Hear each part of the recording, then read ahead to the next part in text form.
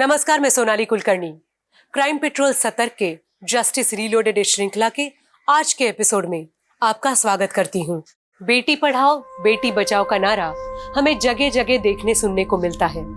Women empowerment की बातें भी हम अक्सर सुनते हैं, लेकिन हम सभी जानते हैं कि देश की राजधानी हो या कोई छोटा सा गांव, औरतों की सुरक्षा को लेकर अक्सर सवाल खड़े होते हैं। स्कूल जाने वाली बच्ची हो या ऑफिस में काम करने वाली लड़की, हर औरत के जहन में एक खौफ छिपा होता है। एक अनजान डर हर कामकाजी औरत की जिंदगी का हिस्सा बन चुका है।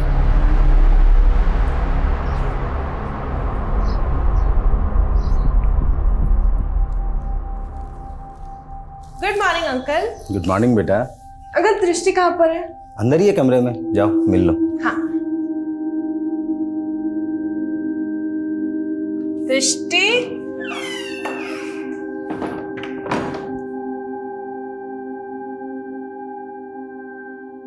अंकल दृष्टि तो नहीं है कमरे में। अंदर ही है। बाथरूम में देखा तुमने? नहीं। जरा देखो। हाँ। दृष्टि,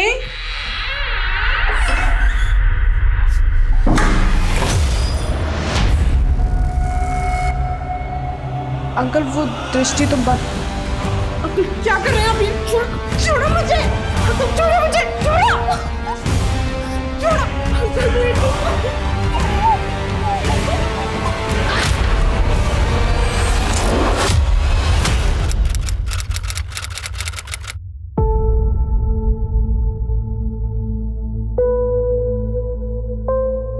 मान ले आज से तेरा नया जन्म हुआ है। जो भी हुआ सब भूल जा।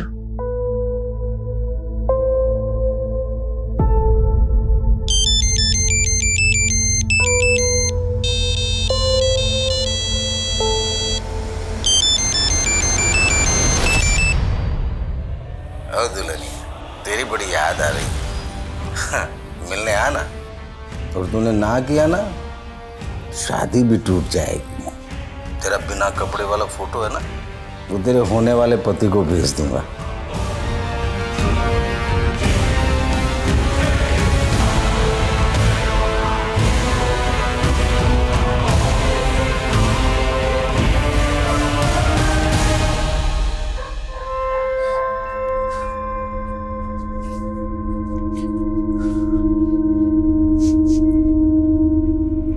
लड़की रुक। कौन है तू? हाँ, कौन है? और इतनी रात को अकेले में कहाँ घूम रही है? वो सर जी, वो दवाई लेने की। पर इस गली में तो कोई दवा की दुकान नहीं। झूठ बोल रही है ना तू? घरों में ताका झाकी कर रही है चोरी करने के लिए। नहीं सर, मैं चोर नहीं हूँ, मैं अच्छी लड़की हूँ। तो इस अच्छी लड़की का नाम क्या है? जी, नगमा। और रहती कहाँ है? बोल। वो यहाँ से दूसरी गली, राजनिवास। चल, मैं तुझे घर छोड़ देता हूँ। चल।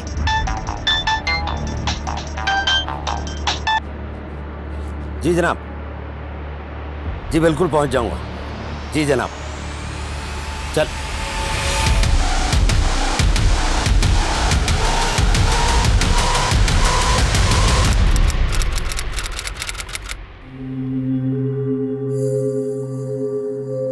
लड़की, लड़की रुक। लड़की,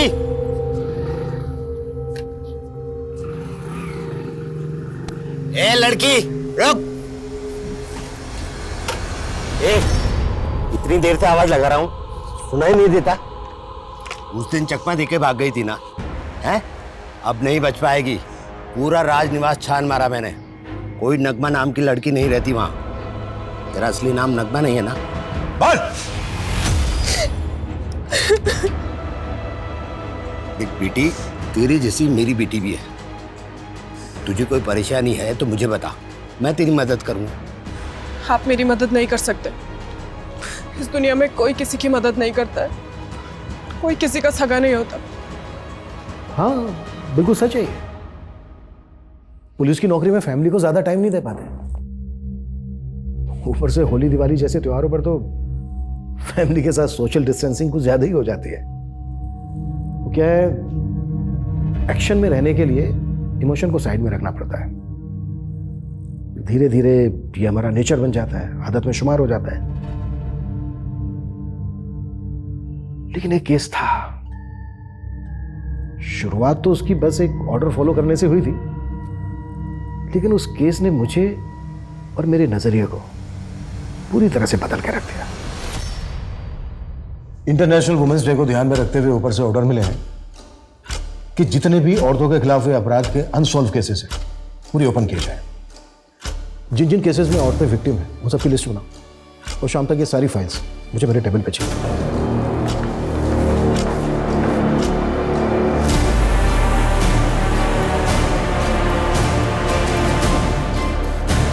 सर हमने 3 केस नोट डाउन किए। ये हमारे फर्स्ट केस की फाइल। सर बीना कश्यप नाम की औरत की 2010 में दिन दहाड़े हत्या हुई थी। बीना और उसका पति हरी दिहाड़ी मजदूरी का काम करते थे। बिहार से यहाँ रोजी रोटी के लिए आए थे। सर काफ़ी समय तक जांच चली लेकिन कुछ भी पता नहीं चला। इस हरी से कांटेक्ट करो और इस केस के इन्वेस्टिगेटिंग ऑफिसर से भी इस केस की डिटेल्स निकालो। और सर ये दूसरा केस शबीना अहमद का है। सर शबीना के पिता ने शबीना के अगवा होने की मिसिंग कंप्लेंट फाइल की थी। सर लोकल इन्वेस्टिगेशन के मुताबिक शबीना का किसी फारूक नाम के लड़के से अफेयर था। शबीना और फारूक दोनों ने भागने की भी कोशिश की थी। पुलिस ने काफ़ी ढूंढा दोनों को, पर शबीना और फारूक दोनों में से किसी को कुछ पता नहीं चला। शबीना और फारूक दोनों के परिवारों की डिटेल्स निकालो। ओके सर ये हमारे तीसरे केस की फाइल। सर इस औरत का मर्डर 2012 में हुआ था। शादीशुदा थी लेकिन अकेली रहती थी और इसका पति कुवैत में काम करता था। इस केस की भी डिटेल्स निकालो। फिलहाल इन 3 केसेस पे ही काम करते हैं। Okay sir.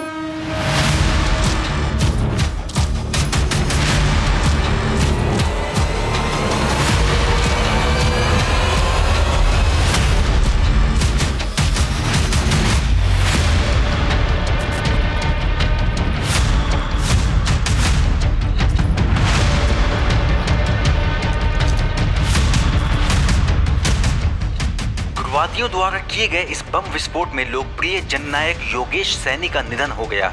इस खौफनाक हादसे के पीछे किस संगठन का हाथ है ये अब तक नहीं पता चल पाया है।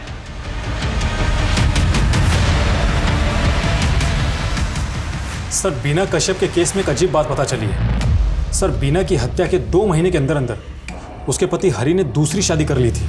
हरी के बारे में कुछ पता चला? हाँ सर। सर हरी बिहार के बेनीपुर गांव का रहने वाला है। लोकल पुलिस को डिटेल्स भेज दी। और ये case number 2 Shabina Ahmad. Sir Shabina और फारूक दोनों की फैमिलीज पुराने पते पर नहीं रहती है और पड़ोसियों को भी इनके बारे में कोई जानकारी नहीं है। और अंदर तक जाओ, शायद शबीना की कोई सहेली या फारूक का दोस्त मिल जाए गली मोहल्ले में।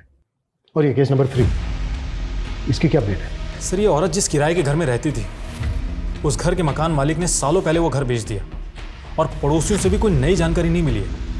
वैसे सर खबरियों काम पर लगा दिया है।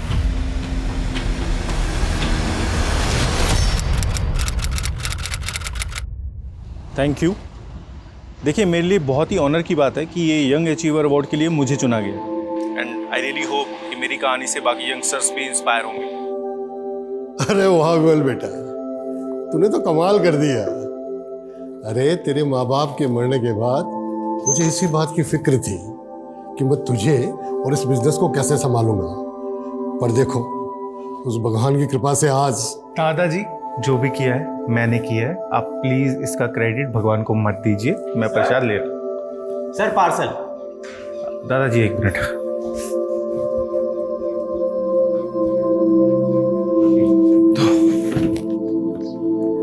सर आप भगवान को नहीं मानते, नास्तिक है। देखो मैं इन सब पे विश्वास नहीं करता हूँ, मैं साइंस और लॉजिक को ज्यादा मानता हूँ। ये लो। और हाँ, ये प्रसाद खा लेना। हाँ बोलो।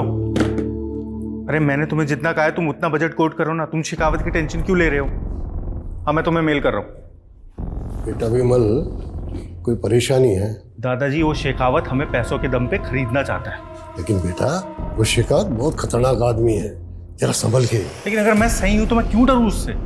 दादाजी आप टेंशन मत लीजिए, मैं मैनेज कर लूंगा।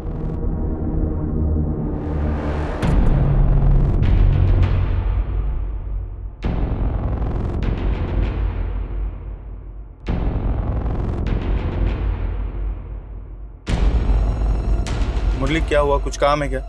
कहना है कुछ? सर वो मेरी बीवी की तबीयत खराब है, आधे दिन की छुट्टी चाहिए। आपको घर ड्रॉप करके मैं... सुनो, तुम एक काम करो, तुम गाड़ी यहीं पे रोक दो और तुम घर चले जाओ। जाओ, मैं खुद से ड्राइव करके चला जाऊंगा।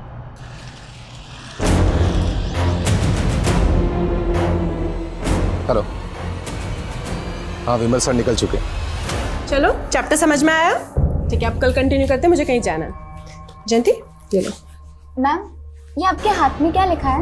ये उर्दू लैंग्वेज में कमल लिखा है। कमल यानी लोटस? पर आपका नाम तो मधु है, तो आपके हाथ पे ये लोटस क्यों? तेरे ना सवाल कभी खत्म नहीं होते। चल भाग जा ऐसे, वरना ज्यादा होमवर्क दे दूंगी। Bye ma'am. पूरा कंप्लीट चाहिए होमवर्क मुझे।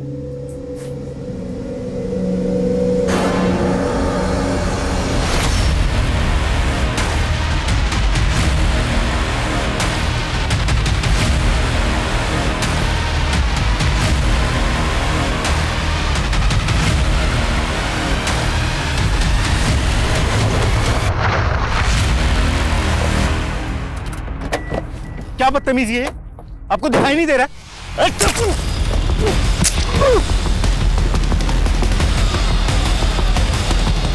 चल चल जल्दी चल।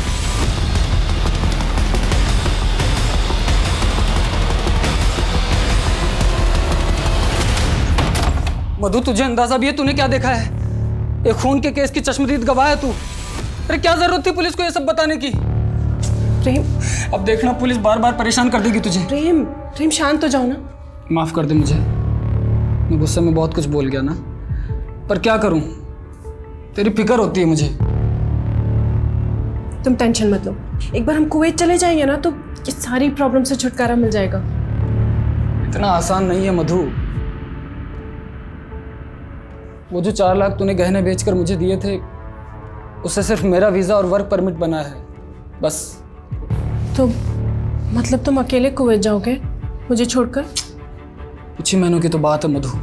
एक बार बस मैं वहाँ पहुँच गया तो फौरन पैसे कमाने के इंतजाम करने में लग जाऊंगा और फिर तुझे भी वहाँ बुला लूंगा। प्रेम लेकिन मैं यहाँ अकेले तुम्हारे बिना। मधु तुझे मुझ पर भरोसा तो है ना? अगर नहीं है तो बता दे, मैं उन्हें मना कर देता हूँ। नहीं, तुम जाओ, मैं तुम्हारा वेट कर लूँगी। मधु तुम कितनी अच्छी हो, सबसे अच्छी। ठीक है, अभी खाना बना दो। हाँ।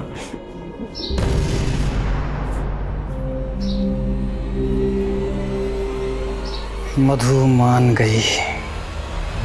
सर बीना कश्यप के मर्डर केस में हमारा पहला सस्पेक्ट उसका पति हरि है। सर लोकल पुलिस इसके गांव गई थी तो पता चला है कि अब वहां पर नहीं रहता है। और सर एक पड़ोसी से पूछताछ करने पर मालूम चला है कि पिछले कुछ सालों से ये केरला में दिहाड़ी मजदूरी का काम कर रहा है और 2 साल से अपने गांव भी नहीं लौटा है। केरला पुलिस को इसकी अपडेट भेजो। और ये केस नंबर 2 शबीना अहमद, इसकी क्या प्रोग्रेस है? सर शबीना के बारे में तो कुछ भी पता नहीं चला है, लेकिन फारूक के बारे में पता चल गया है।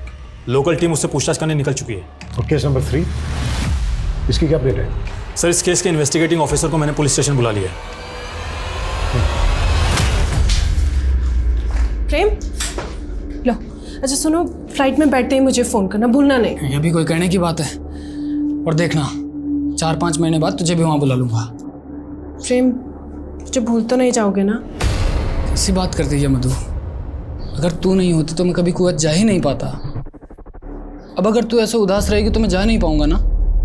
थोड़ा हंस दे। अरे प्रेम भाई, वो गाड़ी आ गई है। सामान रख दूं मैं? हाँ, अरे मैं कुछ भूल गया। हाँ, अरे मधु भाभी मैं रख रहा हूँ ना। और आप ना फिक्र बिल्कुल मत करना, मतलब प्रेम भाई जा रहे हैं तो क्या हुआ, हम तो हैं आपकी खिदमत में। पूरा ख्याल रखेंगे आपका। अरे प्रेम भाई क्या कर रहे हो? मुझे अरे जा रहे हो, हमारे लिए कुछ लेकर आना। हाँ आइए।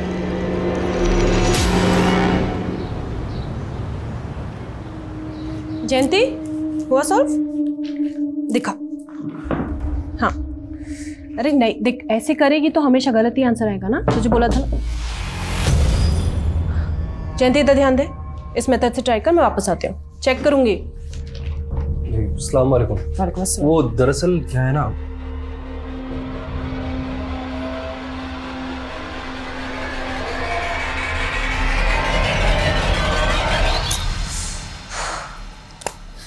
मधु मैम, मधु मैम, मधु, मधु मिली क्या मधु? नहीं, हमने पानी टंकी के पास देखा पर मधु कहीं नहीं मिली। मैं वहां देख कर आती हूँ। हाँ, हम उधर देखते हैं। हाँ गौतम भैया, मधु मैडम को पता चला क्या? अरे नहीं भाभी, सारे में देख लिया, कहीं पता नहीं चल रहा मधु भाभी का। मुझे लगता है प्रेम भाई को हमें बता देना चाहिए। हाँ।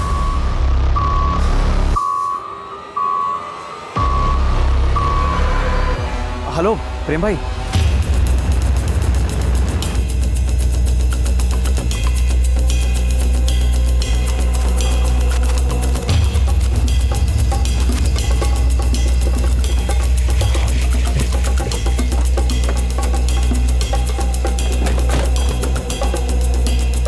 पीछे हटिए, पीछे पीछे पीछे पीछे चलिए।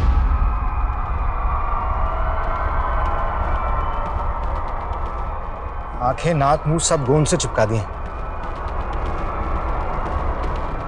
इस लड़की को पहले कहीं देखा है मैंने। कहाँ देखा था? आसपास मालूम करो, शायद किसी को पता हो कि कौन है ये। जी सर।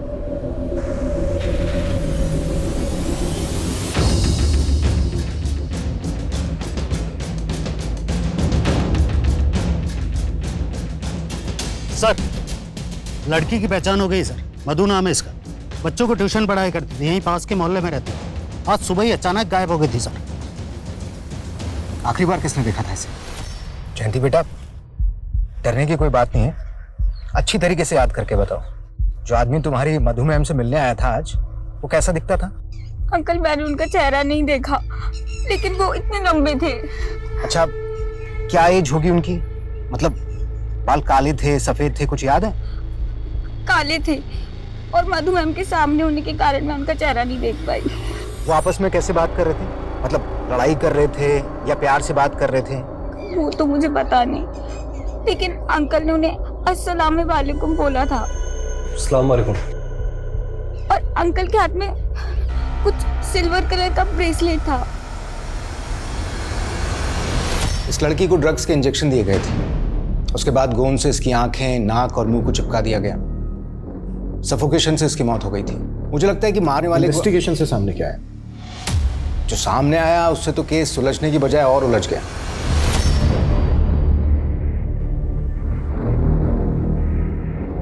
सर, मैंने आपसे कहा था ना कि इस लड़की को पहले मैंने देखा है। इस लड़की का नाम मधु नहीं, नीलोफर है। जी सर। पर आपको कैसे पता? ये देखो, ये इसके हाथ पर उर्दू में एक टैटू बना हुआ है, मैंने पता करवाया, ये नीलोफर लिखा हुआ है। और पोस्टमार्टम से ये भी पता चला है कि इसके साथ में गैंगरेप हुआ था, और गोंद से इसके जो आंख, नाक, मुंह को चिपकाया गया था, उस वजह से सफोकेशन हुआ और इसकी मौत हो गई। तुम्हें इस केस के बारे में और क्या पता चला? ये देखिए सर, नीलोफर और मधु की मिसिंग फाइल। उसके फादर अयूब ने मिसिंग कंप्लेंट लिखवाई। तो ये नीलोफर रेवाड़ी की रहने वाली थी, लेकिन नीलोफर से मधु क्यों बनी? फिर हमने नीलोफर के पति प्रेम से बात की, जो उस वक्त कुवैत में था। जी। उसने बताया कि ये दोनों आपस में प्यार किया करते थे, लेकिन दोनों के प्यार के बीच मजहब आ गया, इसलिए दोनों ने भागकर शादी कर ली। और फिर नीलोफर के घर वालों से बचने के लिए नीलोफर का नाम बदलकर मधु कर दिया गया। नीलोफर की मिसिंग कंप्लेंट उसके फादर अयूब ने लिखवाई। जी।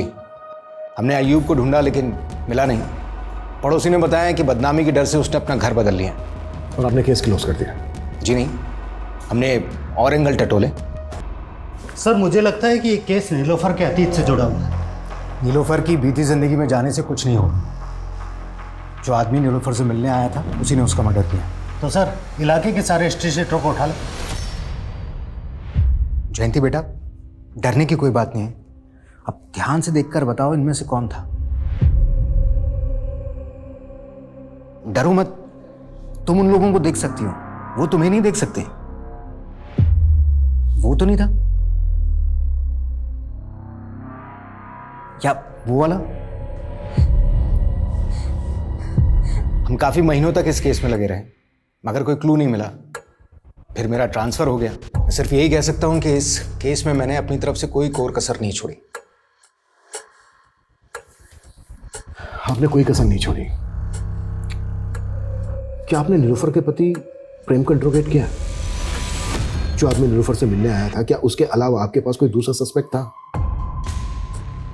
क्या ये पॉसिबल नहीं है कि नीलोफर ऑनर किलिंग का शिकार हुई, उसके पिता अयूब ने ही उसका मर्डर किया हो? जी नहीं, आप ये बताइए कि किस बेसिस पे आप इस नतीजे पर पहुंचे कि जो आदमी नीलोफर से मिलने आया था उसी ने नीलोफर को मारा है? अगर उसका इरादा नीलोफर को मारने का होता तो क्या वो जयंती की मौजूदगी में आता? और अगर वो जयंती की मौजूदगी में आया भी तो क्या उसको जिंदा छोड़ता? एक्चुअली इस तरह से हमने सोचा ही नहीं। इस केस को हमें शुरू से इन्वेस्टिगेट करना होगा। सबसे पहले ये पता लगाओ कि नीलोफर का पति अभी भी कुवैत में है या इंडिया लौटा है। सर, और सर नीलोफर की स्टूडेंट जयंती, जिसने आखिरी बार नीलोफर को देखा था, उसके बारे में पता लगाता हूँ। जिस ब्रूटैलिटी के साथ नीलोफर को मारा गया, उसकी आंखें, नाक, मुंह सब ग्लू से चिपकाए गए, सफोकेशन से मरी वो। उससे तो यही लगता है कि किसी की गहरी रंजिश रही होगी नीलोफर के साथ। सर, नीलोफर के पिता अयूब ने अपनी बेटी की मिसिंग कंप्लेंट तो फाइल की थी, लेकिन उसकी मौत के बाद से एकदम से गायब हो गया। अयूब ने समाज के डर की वजह से अपनी बेटी को नहीं अपनाया होगा, या फिर वजह कुछ और रही होगी। अयूब भाई, अब नीलोफर काफी बड़ी हो गई है। उसकी शादी के बारे में आपने कुछ सोचा या नहीं? अगर उसकी अम्मी जिंदा होती तो अच्छा सा लड़का ढूंढ देती नीलोफर के लिए। अरे आप एक बार बोलकर तो देखिए, नीलोफर के लिए एक से एक लड़कों की लाइन लगा देंगे। 2 जगह बात चलाई है, अगर जवाब नहीं आता है तो बताऊंगा। जी जरूर।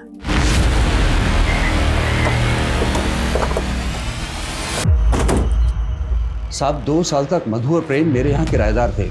मधु की मौत के बाद पता चला कि उसका नाम नीलोफर था। 2 साल से जानते थे आप नीलोफर और प्रेम को?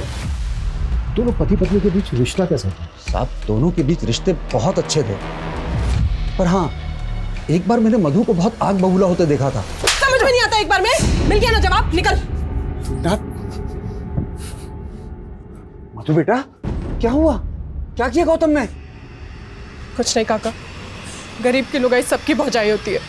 तो ये बात आपने उस वक्त पुलिस को क्यों नहीं बताई? बताई थी साहब, लेकिन इंस्पेक्टर साहब बोले कि वो लड़की, मतलब जयंती, जो नीलोफर के यहाँ पढ़ने आती थी, उसने जिस आदमी को देखा था उसका गौतम से हुलिया मेल नहीं खाता था।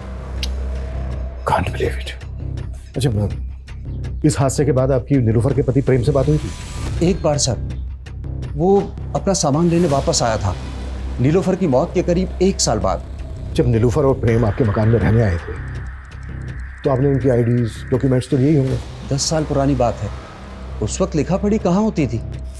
अनुज, ये गौतम हमारा पहला सस्पेक्ट, पता लगाओ इसका। और बीना और शकीला के केस में क्या अपडेट है? सर, 2 टीम लगी हुई है और मैं खुद भी इन 2 केसेस के फॉलोअप ले रहा हूँ। ओके, पता नहीं क्यों मुझे ऐसा लग रहा है कि नीलोफर के केस में अभी भी बहुत कुछ सामने आना बाकी है।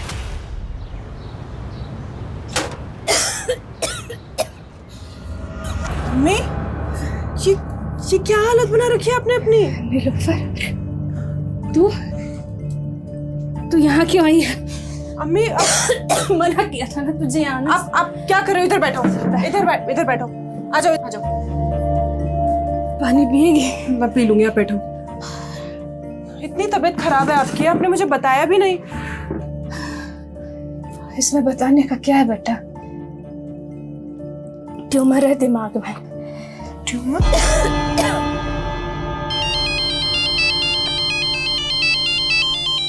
हाँ हेलो। गौतम, मेरी अभी अम्मी के डॉक्टर से बात हुई। उन्होंने बोला कि अम्मी के इलाज के लिए 6 लाख रुपए लगेंगे। 6 लाख? नीलोफर, इतने रुपए कहाँ से आएंगे? कुछ समझ में नहीं आ रहा है, क्या करूं। मेरे पास करीबन 1 लाख रुपए रहेंगे, लेकिन बाकी के पैसे। गौतम, तुम कुछ करो ना। अरे नीलोफर, अब मैं क्या करूंगा इसमें? लेकिन हाँ सुन, तू अगर चाहे ना तो तेरे लिए ये 6 लाख रुपयों का जुगाड़ करना कोई मुश्किल बात नहीं है, अगर तू चाहे तो। समझ रही ना क्या क्या कह रहा हूँ मैं?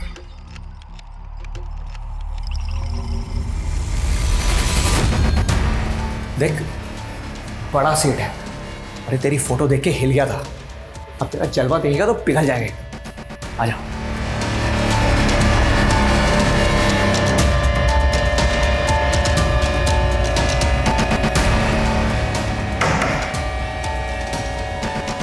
सेट।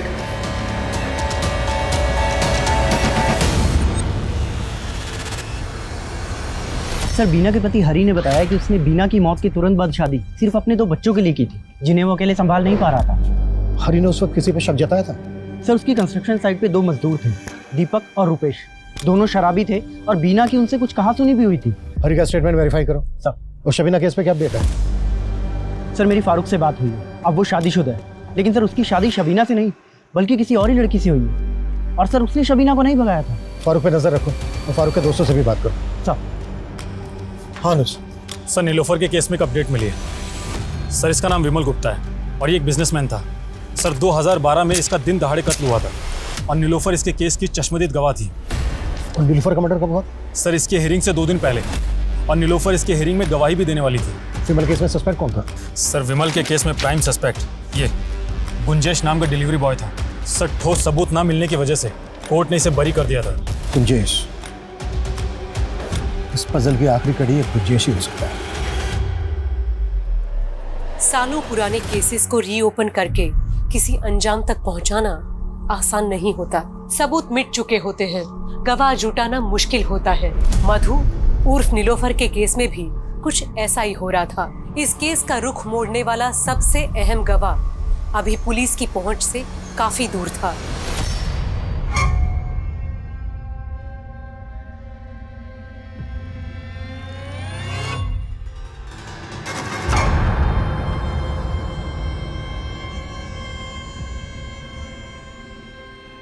अच्छा सुनो, मैं जा रही हूँ, शाम तक लौटूंगी।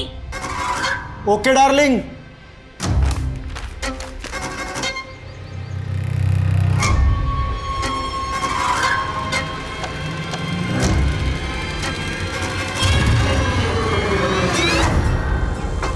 अरे कहाँ चली मेरी रानी? नाटक कर रही है ना? नाटक कर।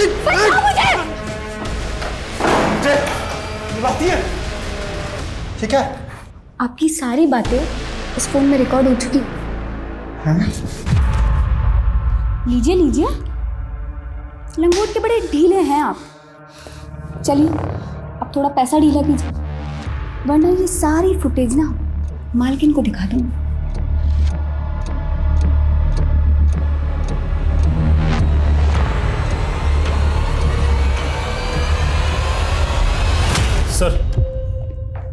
सर, डिलीवरी बॉय गुंजेश के बारे में कुछ भी पता नहीं चला है, लेकिन नीलोफर को आखिरी बार जिस लड़की ने देखा था, जयंती। हाँ सर, उसके बारे में पता चल गया है।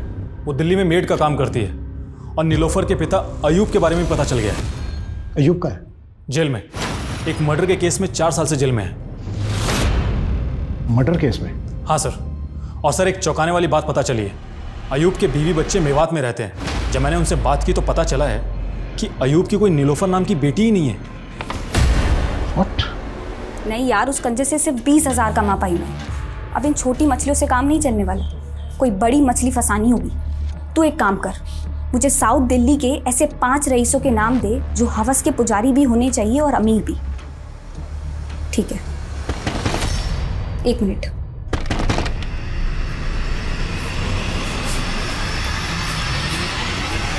जी जयंती जी, कहिए। मुझे तुम्हारी टीचर मधु के मर्डर के सिलसिले में तुमसे कुछ बात। लेकिन मुझे कोई बात नहीं करनी। सुनो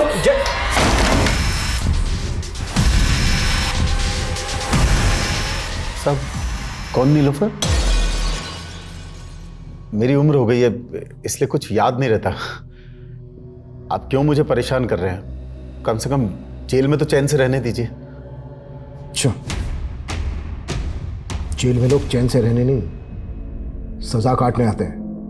देख, मदद कर हमारी ये जानने में कि नीलोफर की मौत कैसे हुई थी।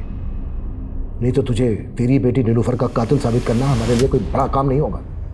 चल बोल, कैसे हुई थी तेरी बेटी नीलूफर? नीलोफर मेरी बेटी नहीं थी साहब, नीलोफर कॉल गर्ल थी। देखते ही भाग गई थी साहब मुझे। नीलोफर को अपनी अम्मी के इलाज के लिए पैसों की जरूरत थी, तो मैंने पैसे देकर उसे खरीद लिया उसके दलाल गौतम से। 7 लाख रुपए देकर 7 महीने के लिए खरीदा था साहब उसे, पर साहब वो सिर्फ 2 महीने में भाग गई। तो तूने नीलूफर का बाप बनकर उसकी मिसिंग कंप्लेंट फाइल करवाई? तो और क्या करता साहब, सारे अड़ोसी पड़ोसी मेरे पीछे पड़ गए साहब। इसलिए मार डाला उसको? नहीं साहब, मुझे तो खुद नीलोफर के मौत की खबर अखबार से मिली साहब। मेरे तो पैसे भी गए और लड़की भी गई साहब। वो दलाल गौतम जिसे तूने नीलूफर को खरीदा था, कहाँ मिलेगा? वो सब होटल रोजवुड उसका पुराना अड्डा हुआ करता था, शायद अब भी वहां आता जाता हो।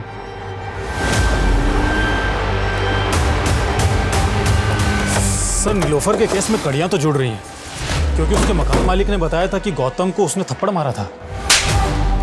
कहीं ऐसा तो नहीं है कि ये गौतम नीलूफर को वापस प्रोस्टिट्यूशन में ले जाना चाहता था और नीलूफर तैयार नहीं थी इसके लिए? अनुज, होटल रोजवुड पे नजर रखो, ये गौतम किसी भी हालत में बचना नहीं चाहिए। Okay sir. और हाँ सर, जयंती भी कॉपरेट नहीं कर रही है। जयंती के लिए ऐसा? सर एटीटी ने फाइल भेजी, नीलूफर के केस से कनेक्टेड है।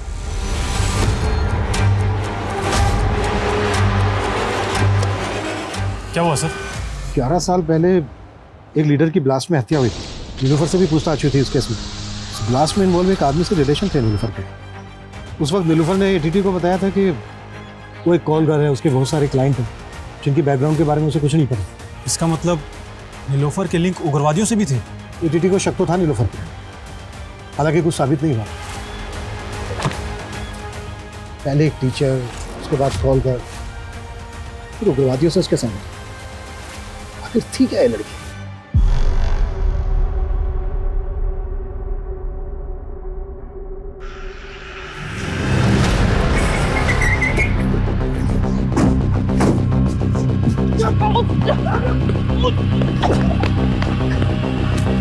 लगे 40।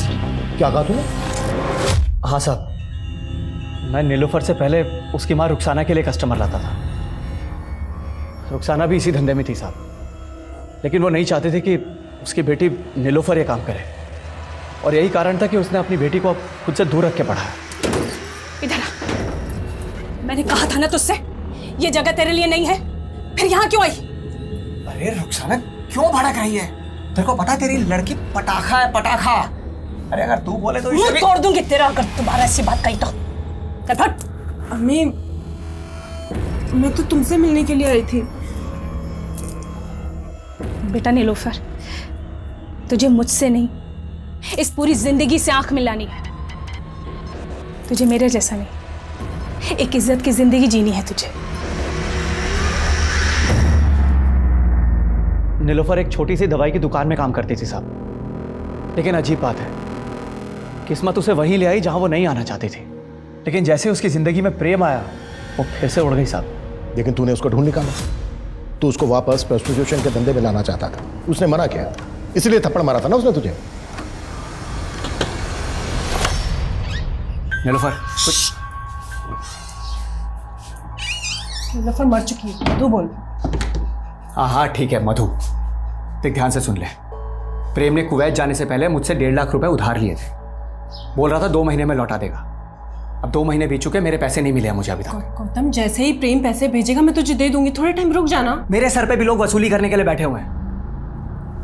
देख, अगर तूने मेरे पैसे जल्दी नहीं चुकाए ना, तो मुझे उन लोगों को तेरा पता देना पड़ेगा। गौतम प्लीज ऐसा मत करना, देख कुछ और रास्ता होगा ना। कोई और रास्ता?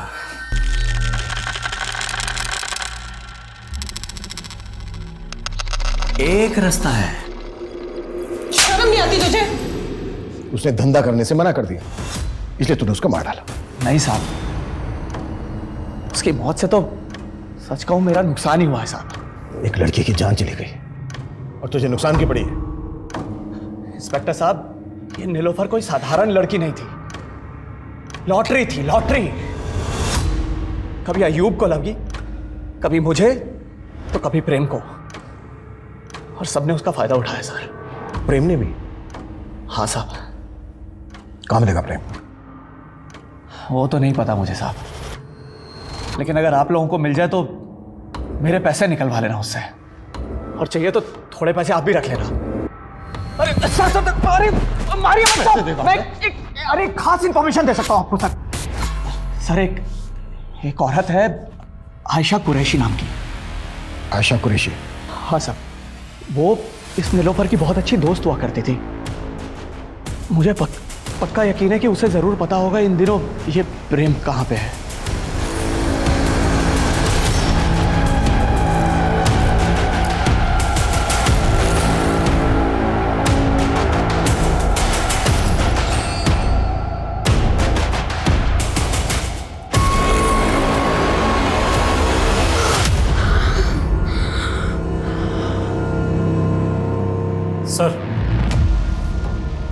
सर गौतम सही कह रहा है, आयशा अलवर में ही रहती है। नीलोफर का केस काफी उलझाने वाला है। अनुज, कुछ तो है जो अभी भी इस केस में छूट रहा है। एनीवे, मैं जयंती से बात करने की कोशिश करता हूँ, तुम अलवर जाओ, आयशा से मिलो। सर।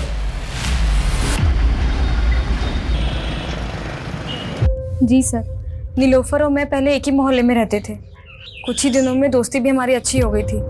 प्रेम के साथ खुश थी सर वो, लेकिन ये गौतम उसे बहुत तंग करता था सर। बार बार उसे वापस से धंधे में बैठने के लिए दबाव डालता था। हो ना हो सर, ये गौतम ने ही उसे मारा है। अगर गौतम ने नीलोफर को मारा है तो वो बचेगा नहीं, लेकिन हमारा प्रेम से बात करना बहुत ज़रूरी है। कुछ बता सकती हो प्रेम के बारे में? सर मुझे प्रेम के बारे में कुछ नहीं पता।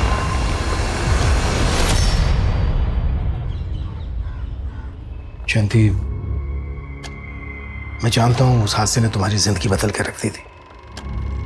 देखो, अगर तुम हमें नीलोफर, मेरा मतलब है कि मधु के कातिल तक पहुंचने में मदद करोगी तो न सिर्फ मधु को इंसाफ मिलेगा बल्कि तुम्हें भी सुकून पहुंचेगा।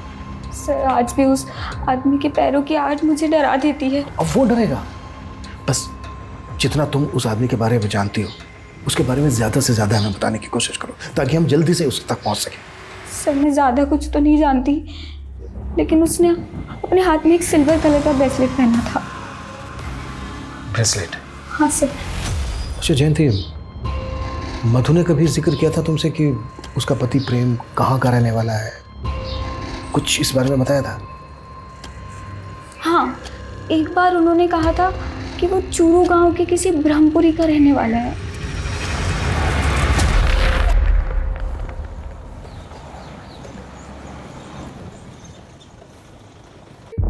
प्रेम शुक्ला? सब प्रेम को तो 2015 में किसी ने मार दिया था। कैसे हो सकता है? कितना नजदीक थे हम केस सॉल्व करने के। सर प्रेम की postmortem report.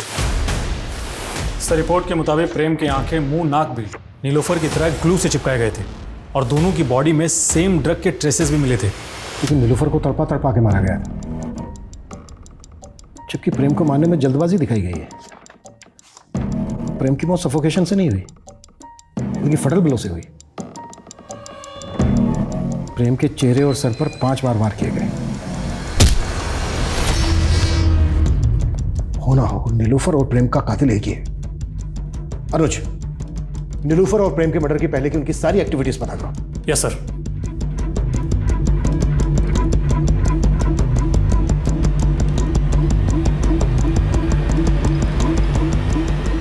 Sir Sunil Kumar नाम के एक सुनार का पता चला है जिसे नीलोफर ने मरने से 3 दिन पहले 3 लाख के गहने बेचे थे। क्या नाम बताया तुमने सुनार का?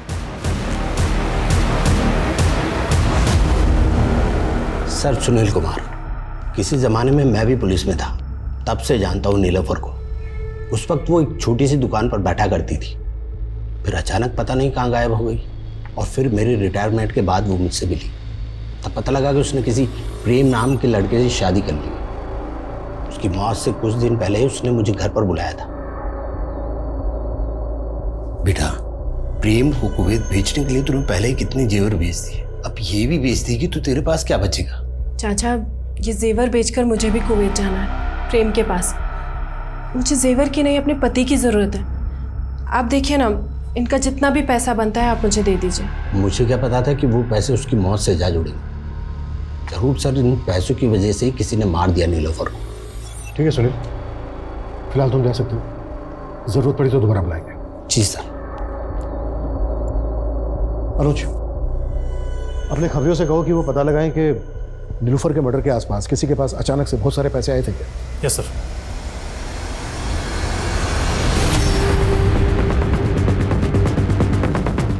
मैं तेरी मदद करूंगा। आप मेरी मदद नहीं कर सकते। इस दुनिया में कोई किसी की मदद नहीं करता है, कोई किसी का सगा नहीं होता। जो करना था मैंने खुद कर लिया।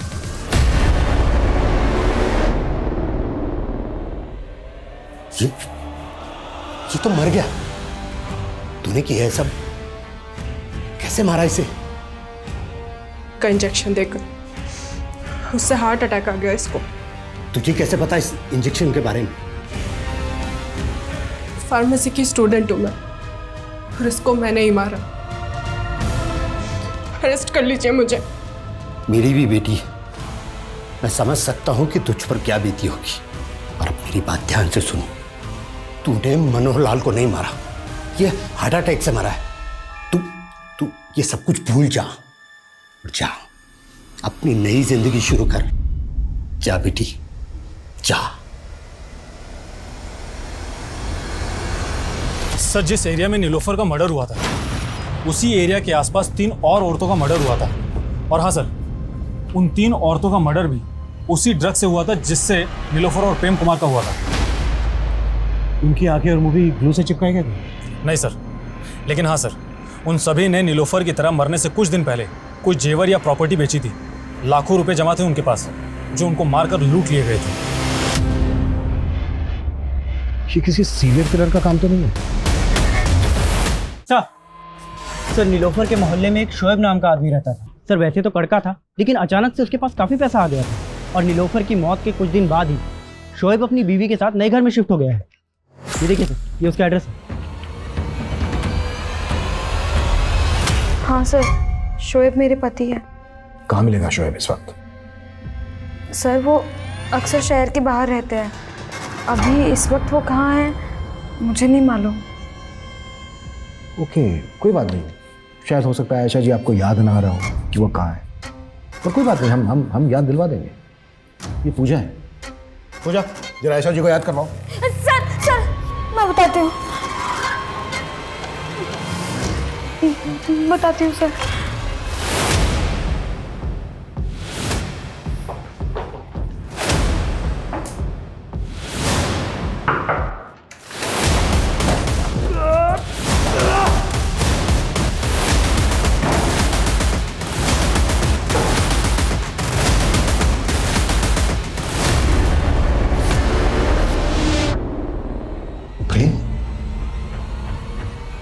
तो शोएब का है? आयशा का पति शोएब का है? शोएब छोटा मोटा चोर था। जब वो जेल में था तो मैं और आयशा करीब आए और हम दोनों को प्यार हो गया। आइए आइए आयशा जी आइए। आप ही का इंतजार था, बता रही है। आगे बोल। आयशा शोएब को छोड़कर मेरे साथ शादी करना चाहती थी, इसलिए हमने एक प्लान बनाया था। शोएब बहुत पुराने ख्यालातों वाला था और जब वो जेल से छूट कर आया तो आयशा ने उससे बताया कि पैसे कमाने के चक्कर में उसने प्रोस्टिट्यूशन का धंधा करना शुरू कर दिया है। सर, मुझे लगा था ये सुन के शोएब बहुत खफा होंगे और मुझे तलाक दे देंगे और फिर तुम प्रेम के साथ शादी कर लोगे। जाहिर सी बात है, ऐसा हुआ नहीं होगा। जी हाँ सर, लेकिन हमने हार नहीं मानी सर। मैंने नीलोफर को बेवकूफ़ बनाकर उससे पैसे लिए और फिर कुवैत चला गया। तू भी छुटकारा पाना चाहता था नीलोफर से? हाँ, लेकिन वो भी शोएब की तरह मुझे छोड़ने को तैयार नहीं थी। मैं जानती थी शोएब पैसा कमाने के लिए बहुत हाथ पैर मार रहा है। ये बात आयशा ने कुवैत फ़ोन करके मुझे बताई। मुझे एक आइडिया आया। मैंने शोएब को नीलोफर का खून करने के लिए पैसे का लालच दिया था और वो मान गया। अस्सलाम वालेकुम। वालेकुम अस्सलाम। जी, दरअसल वो आयशा की तबीयत अचानक से बिगड़ गई है। आप चलिए ना मेरे साथ। चलिए। आइए। आयशा शोएब और उसके साथियों ने पहले मिलकर उसके साथ रेप किया और बाद में ड्रग का इंजेक्शन देकर उसके आँख, नाक और मुंह पर गोंद डालकर उसे मार डाला। नीलोफर के बाद शोएब की बारी थी।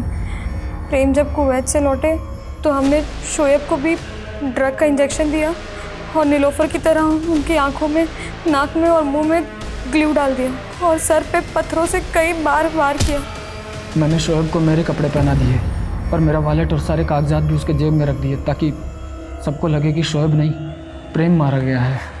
नीलोफर की आंखें, नाक, मुंह, इन सब जगहों पर ग्लू क्यों डलवाया? इतनी बेरहमी से क्यों मरवाया उसको? क्योंकि उसने मेरी आंखों में धूल झोंकी थी।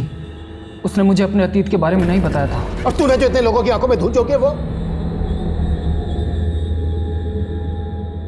और शोएब को इस तरह से क्यों मरवाया तूने? ताकि पुलिस को लगे कि दोनों को एक इंसान ने मारा है। हम दोनों को लगा कि शोएब को कातिल समझकर पुलिस उसके पीछे जाएगी। नीलोफर की तरह और भी लड़कियां थीं प्रोस्टिट्यूशन के धंधे में, उनको क्यों मरवाया? पैसे के लिए। पहले उन्हें मेरे प्यार के जाल में फंसाता और फिर शादी का वादा करता और पैसे मिलते ही मार डालता। क्या पाया है सब करके? एक दूसरे का साथ पाया सर। हम दोनों हर हाल में हमेशा एक दूसरे के साथ रहना चाहते थे। वो तो होने से रहा, क्योंकि जेल में आदमी और औरतों के लिए बैरक अलग अलग होते हैं।